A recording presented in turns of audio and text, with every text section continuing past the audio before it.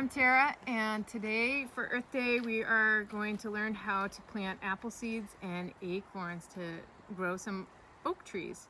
We'll start out with the apple seeds, and what you'll need is an apple. I like to plant ones that grow well in our area, so Pink Lady, Honeycrisp, McIntosh, Cortland. Last year I planted some with my daughter. These are Honeycrisp and Pink Ladies, and they grew really well inside. We'll transplant them this spring. But first thing you're going to do is cut open the apple, and kids, make sure you do this with your parents. And you're going to twist the core to get the seeds out. And then you're going to put the seeds in a wet paper towel and stick them in a jar in your fridge, a jar or a Ziploc bag or something like that, overnight. And what that does is kind of mimic nature and chilling the seeds so that they think it's winter. And then when you take them out of the refrigerator, they think it's spring and they'll start to sprout. To do a really good job of mimicking nature, you'll take these seeds and you'll plant them. You'll put them in a jar full of soil or peat and put that whole thing in your fridge and stick it in there for a couple months to mimic nature really well. But if you want to do this quickly this spring, you can do it like I did with my daughter last year. So you're going to take those seeds. Before you put them in the fridge overnight, you're going to scarify them a little bit and just kind of take some of the seed coating, the shell, off so that water can get to it and it speeds up the growing process.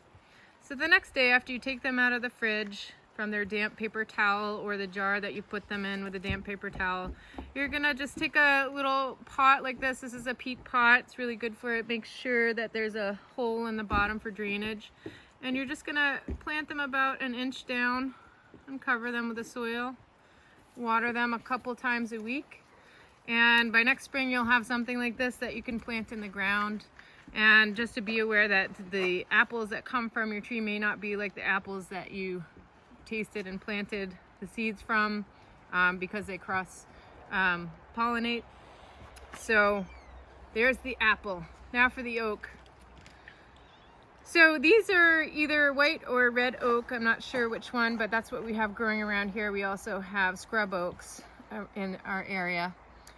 These ones you can see are already split and already starting to sprout this spring. These fell last fall. And what we're gonna do, what I would do with these when I planted some last year, is I stuck them in a bucket to see which ones would sink and which ones would float. The ones that float have too much air in them and not enough water, so they're not good for germinating. The ones that sink are the ones that you want. So you're gonna, again, take a little pot like this and fill it with your potting soil. And plant your acorn. And these guys grow huge taproots, so whatever growth you see above the soil, about 4 times that much is growing underneath the soil. So you want to plant these in pots before you transfer them. The taproots will be quite large. Both of these trees are excellent for wildlife. And I don't know about you, but I love trees. I love wildlife. Trees provide us with shelter, with shade. They shade our rivers, help keep our rivers nice and cool for species like trout. And they also provide roots and root systems to prevent erosion, keep our water quality good.